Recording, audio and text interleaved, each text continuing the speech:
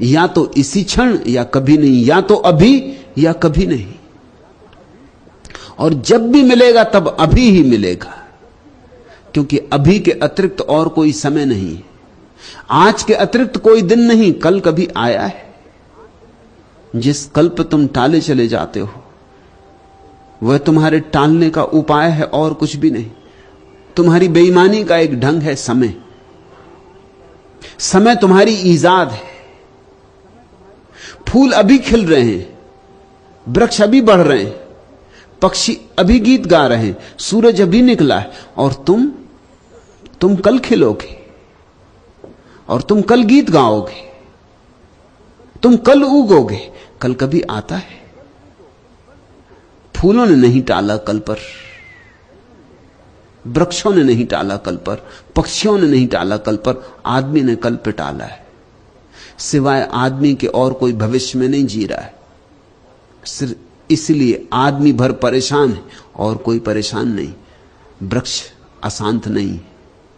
तुम वृक्षों को मनोवैज्ञानिकों के पास जाते नहीं देखते हो, और न पशु पक्षी अशांत है।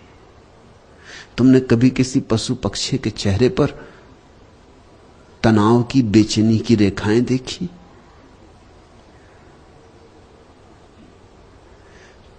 कभी कोई पशु पक्षी जंगल में स्वाभाविक अवस्था में तुमने पागल होते सुना? हां, कभी कभी सर्कस के जानवर पागल हो जाते हैं, अजायब घर के जानवर पागल हो जाते हैं, वो आदमियों के कारण। उनका जुम्मा आदमियों पर है। अब कोई जानवर सर्कस में रहने को थोड़ी बना है कि अजायब घर में रहने को बना है। ऐसा समझो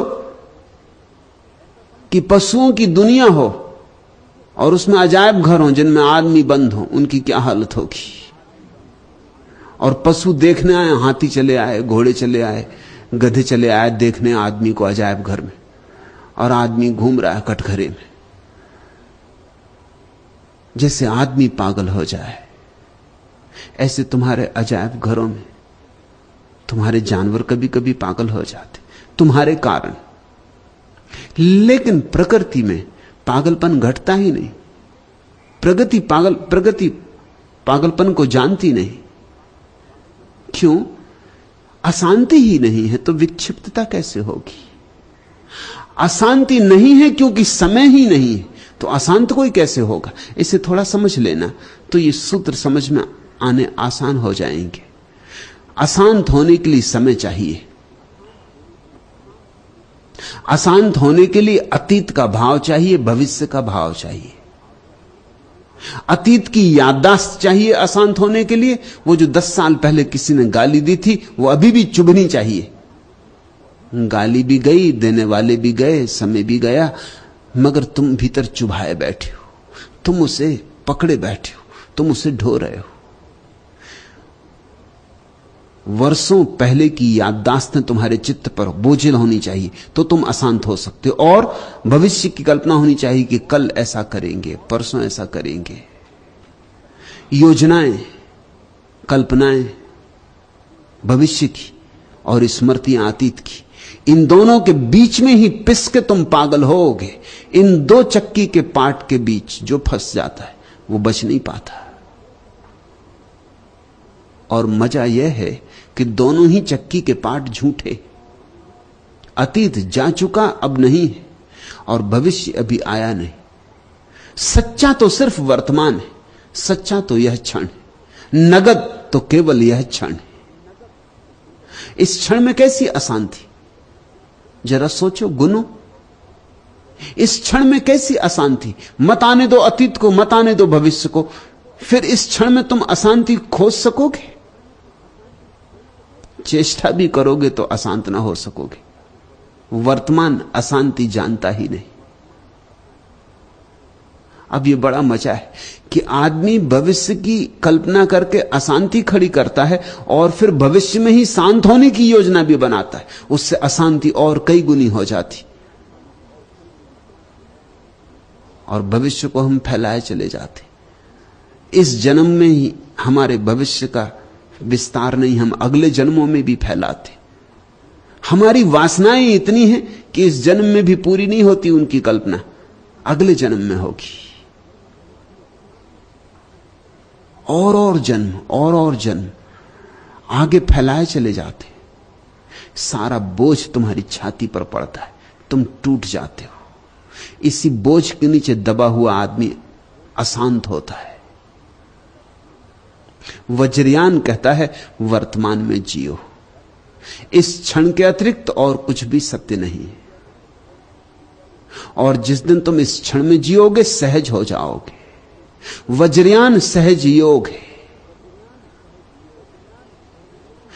वज्रयान क्यों नाम पड़ा? वज्र की भांति चोट करता है और एक ही चोट में फैसला कर देता है।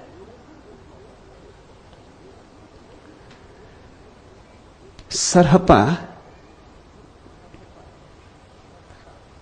पालवंशी राजा धर्मपाल के समकालिक थे।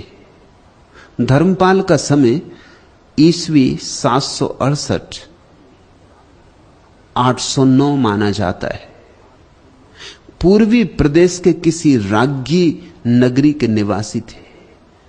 इस नगरी का अब कोई पता नहीं चलता। कभी महानगरी रही होगी, अब तो खंडहर भी नहीं मिलते। ऐसी ही हमारी नगरियां भी खो जाएंगी। ऐसे ही जहां बस्तियां हैं मरघट बन जाते हैं, जहां मरघट हैं वहां बस्तियां बन जाती। हड़प्पा की खुदाई में 7 परतें मिली कि हड़प्पा 7 बार बसा और 7 बार उजड़ा। एक एक नगर के नीचे न मालूम कितने नगर दबे पड़े होंगे। तुम जहां बैठे हो, वैज्ञानिक हिसाब लगा के कहते हैं कि एक एक आदमी के नीचे कम से कम 10-10 आदमियों की लाश गड़ी। इतने आदमी जमीन पर हो चुके हैं और मर चुके कि सारी जमीन मरघट हो गई। अब तुम मरघट जाने से मत डरा करो, तुम जहां हो मरघट पे ही हो। मरघट के अलावा अब कोई जगह बची नहीं, सब तरफ कब्रें ही कब्रें।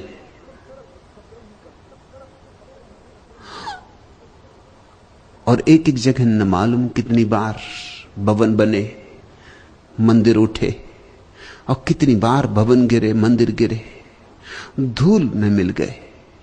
मगर आदमी बड़ा अद्भुत है, वो इसी तरह के विचारों में पड़ा रहता। मैं मांडवगढ़ एक मित्र के साथ था। मांडवगढ़ कभी 7 लाख लोगों की आबादी का नगर था।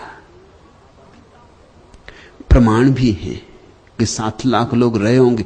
खंडहर बताते, इतने खंडहर हैं कि किसी जमाने की बड़ी महानगरी रही होगी।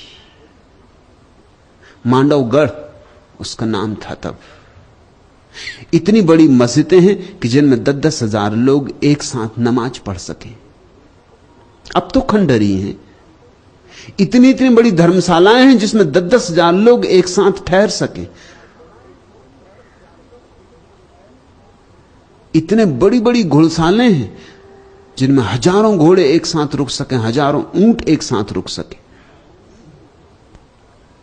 किसी जमाने में जब ऊंटों से ही सारी यात्रा होती थी, मांडवगढ़ बड़ी प्रसिद्ध नगरी थी। अब मांडवगढ़ नहीं बचा, अब उसका नाम है मांडू। अब वहां केवल 305 आदमी रहते, कुल आबादी।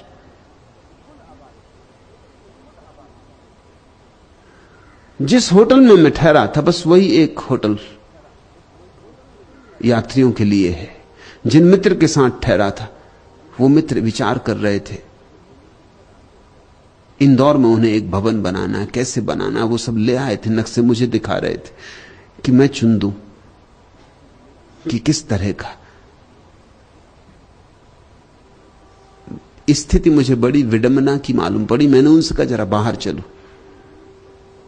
उन्होंने कहा बाहर क्या होगा? मैंने कहा जरा देखो, ये मांडू जो कभी मांडवगढ़ था, यहां बड़े महल थे, सब गिर गए, सब मिट्टी में पड़े। और तुम इतनी उत्सुकता से महल बनाने के लिए आतुर हो। 24 घंटे तुम्हें एक ही धुन सवार है कि ऐसा महल बने कि इंदौर में कोई दूसरा महल ना हो। सब गिर जाएंगे, लोगों का पता नहीं चलता, लोगों की बनाई हुई चीजों का पता नहीं चलता, मगर इन पर ही हम सब कुछ लगा देते, और जो वास्तविक धन है उसकी तलाश ही नहीं हो पाती। राज्य नगरी की बड़ी खोज की गई है, लेकिन कहीं पता भी नहीं चलता कि नगरी कभी थी भी। निशान भी नहीं मिलते, सबूत भी नहीं रह गए। ऐसा ही सब खो जाता है। नहीं जागोगे, नहीं संभलोगे तो ऐसा ही कुछ व्यर्थ करते रहोगे जिसके मिट्टी में निशान भी नहीं छूटेंगे। जागो, जागरण की यही बेला है। सरहपा जैसे जागे वैसे ही तुम भी जागो।